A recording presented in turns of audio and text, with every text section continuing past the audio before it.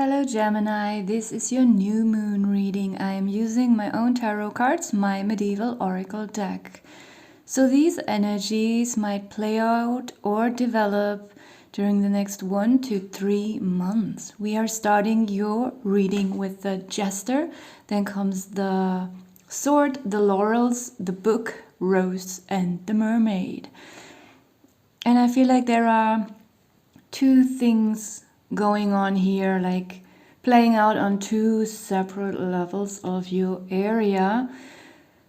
The Jester and the Sword, it makes me feel like there is some kind of ease, some kind of fun regarding your destiny, regarding your job path. There is something that might open up, maybe something you have worked on for a while, and if you weren't sure that this is the right path, you might become sure that it is the right path, because we have the sword here, and in my deck it is mainly appears as this Excalibur sword, as a metaphor for, you know, this is something that only you can do, only you can pull this sword out of the stone.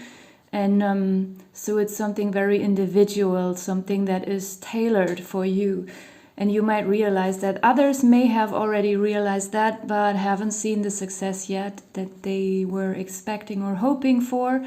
And there is something regarding that which will change, because we have the laurels here, and obviously the laurels are a symbol for victory and success. The Jester card here makes me feel like this is you being very at ease, being also very playful about everything that you're doing. Maybe you did it very seriously, and maybe you were a little bit, you know, stiff, rigid, or anxious about this project that you were working on. A little bit,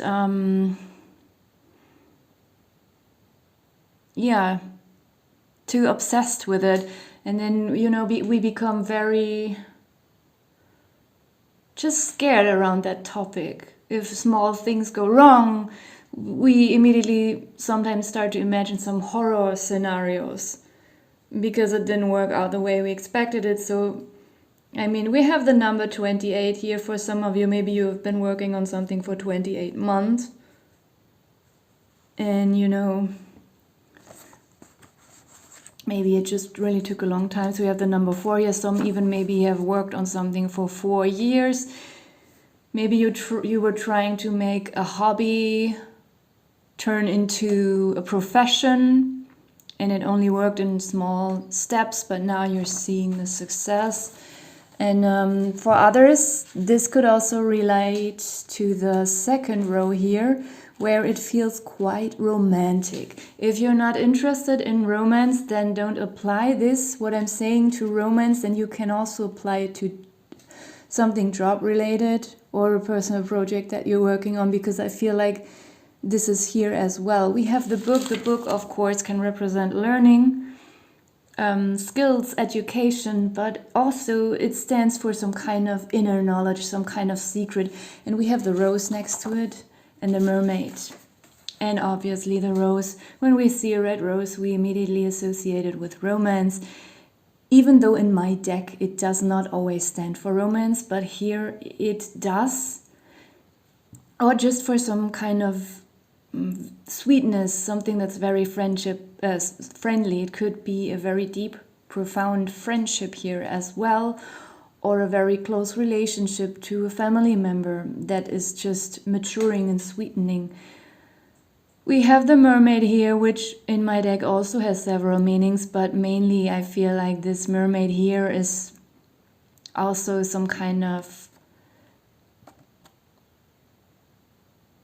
It represents romance here as well. That's how I feel. Like the mermaid can stand for unrequited love, but here I don't get this vibe. So it's the opposite. Like maybe there is some kind of love that has been unrequited, or maybe someone had an eye on you and they thought they kept it a secret because they thought it would anyway be unrequited.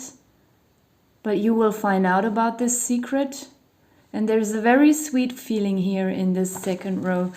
So if this is not a romantic situation for you, then it could also just mean that this rose represents a gift that has been long planned and hidden from you, and it could even, be some kind of bonus at work that is coming in for you.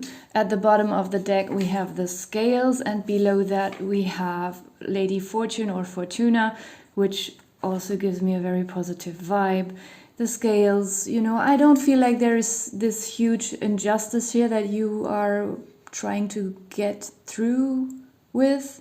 So I feel like the scales are here just a metaphor for something being very harmonious and weighed out, balanced.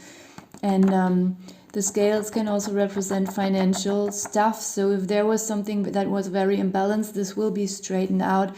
And there is something coming in here for you. Lady Fortune has some coins.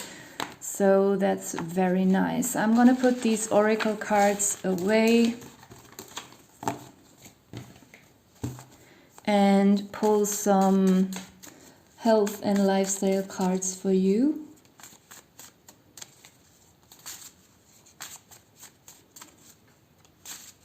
And as I always say, don't take these cards too literally. They are more for fun. And you always have to check in with your doctor instead of relying on tarot readings. We have poop, so at this time maybe you have to watch your digestion a little bit. Be careful with that. Be careful with what you eat or drink.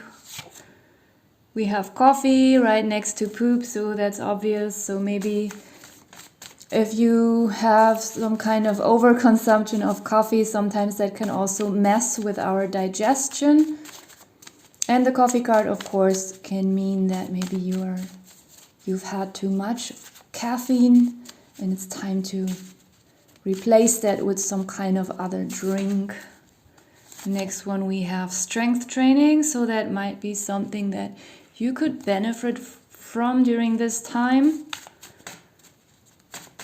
If you're already into strength training, it could also be a reminder that maybe you're overdoing it at this time and you have to, step back a little bit. There's also something called overtraining. Okay, we have fruits below the poop card, so make sure, especially if you're struggling with your digestion, to have, enough vitamins, healthy, and especially foods or fruits that have a high water content. And it's getting warmer, so more fruits are growing, so maybe you also want to plant your own fruits. Then we have candle. The candle card is just, representing something warm, cozy. It can literally be a candle. Maybe the candlelight will help you. Maybe it's someone's birthday or it's, well, actually, yes, it can be your birthday during this time span. Because I said it's from these energies are playing out from the end of April to the end of July. So there you are. And if it's not a candle, it's just something, that's reminding you, just make yourself comfortable. Give yourself this kind of warmth that you need. Then we have heart health. So that might be something that you want to work on, and it is below the strength training card. Often people say that cardio training is the best for the heart health, but I have been working in this fitness field for a long time now, for 10 years or something like that.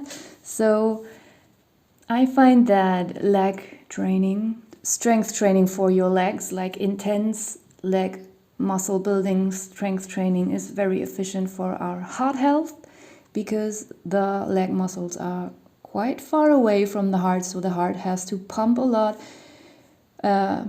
make an effort to get all that blood pumped into the leg muscles. So I find strength training for the legs specifically very efficient for heart health. So maybe those are some things that you are thinking about at this time, that you are working on. And hopefully, if you have any heart issues, maybe you can find a way to decrease them with a proper fitness plan, nutrition, and less caffeine. One more gift. We have a gift in the candle, so that's, just a metaphor for treat yourself well. You can also maybe it represents your birthday gift that someone will give to you. It could also be you giving someone a gift, of course. And one more, cardio. I was just talking of it. So maybe that would be a good combination for you during this time, strength training and cardio. At the bottom of the deck we have stretch. So I have 3 of those fitness cards in my deck. So you have all 3 of them. So maybe this is a reminder for you to pick some fitness training up. You don't have to work out 1 or 2 hours every day, but maybe, once or twice a week for 45 or 60 minutes. It seems to be a topic for you at this moment.